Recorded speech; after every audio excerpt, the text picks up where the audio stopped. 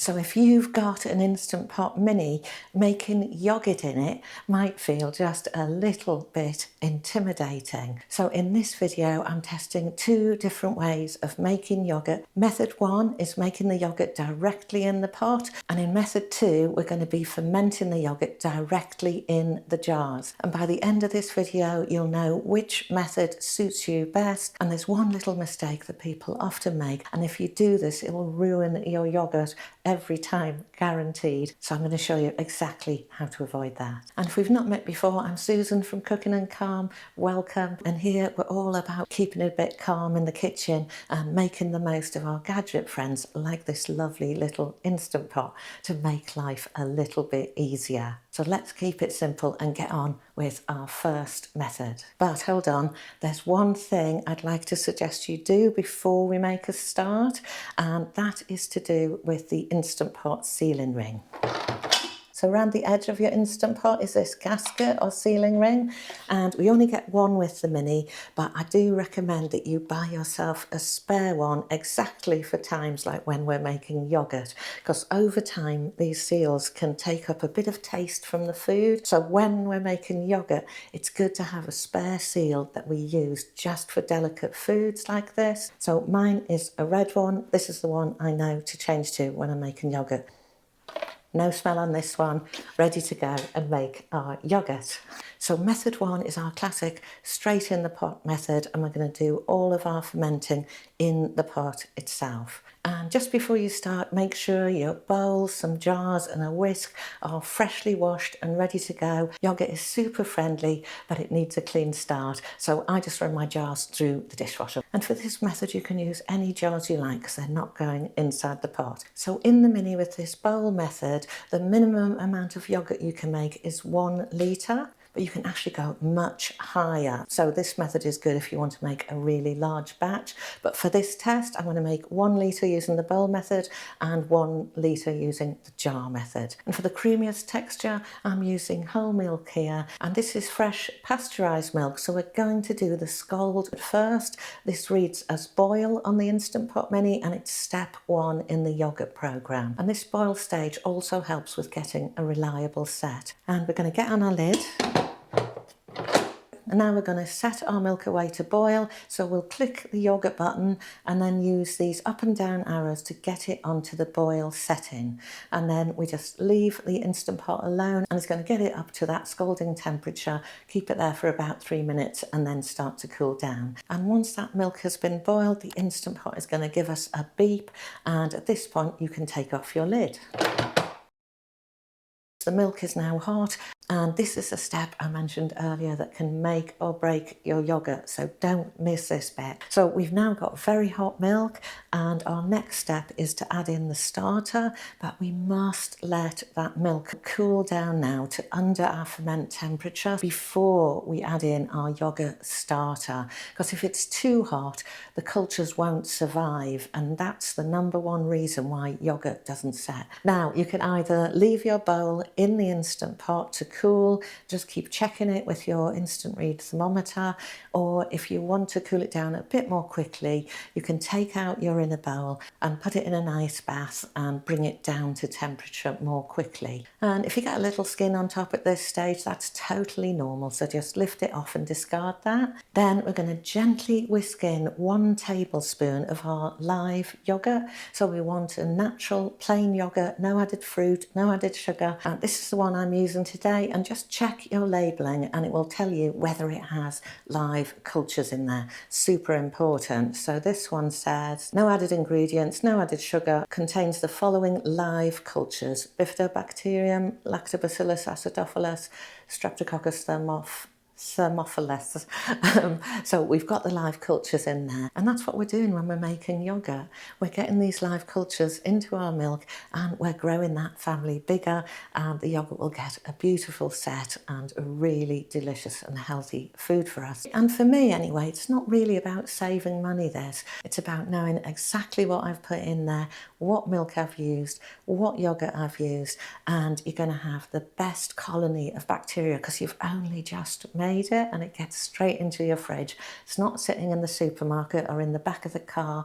Super fresh, and it tastes really delicious. And from here, it's just about keeping it gently warm. So on your control panel, we now just press yogurt again. And on the UK model, which is icons only, you'll see lit bars, 3 of them. On the US version, I think you'll see low, medium and high.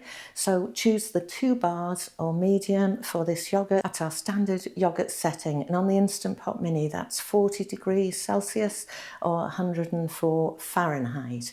And then we're going to set it this time for 10 hours overnight, and that's it. We leave the machine alone, make sure anyone in the family knows not to go opening the Instant Pot or pushing it around or shaking it, because we want to keep those live cultures nice and happy and calm and stable overnight and let them get on with doing their work. And next morning, the yogurt should look softly set. You'll probably see a bit of liquid around, and it will foam up more after chilling. So don't panic if it's not like Greek yogurt thick straight away. But if it's very, very thin, give it another hour of fermenting and then check again. If it's runny, it's possible that maybe the milk was a little bit too hot when you added the starter. Maybe the yogurt wasn't right. And there's no need to waste it. You can still use it in your baking or drink it, because it'll be partially fermented and it'll be like a lovely yogurty drink. And if it's a bit too tart for you, shorten down your ferment time. So 8 hours is a bit of a minimum, and then try it from there to get it to the right kind of tartness for how you like it. And then best practice at this stage is to cover the Instant Pot bowl with some stretch and seal or foil or a little lid, and put it into the fridge for several hours or even overnight, so it can keep firming up and also let those flavours develop a bit more. But I'll be honest, my fridge just doesn't have the room to even put in this little mini bowl. And anyway, I'll probably be cooking with it later, so I don't want to keep it tied up in the fridge. So I'm going to decant mine into my jars now using my trusty preserving funnel, or otherwise I get it all over the counter.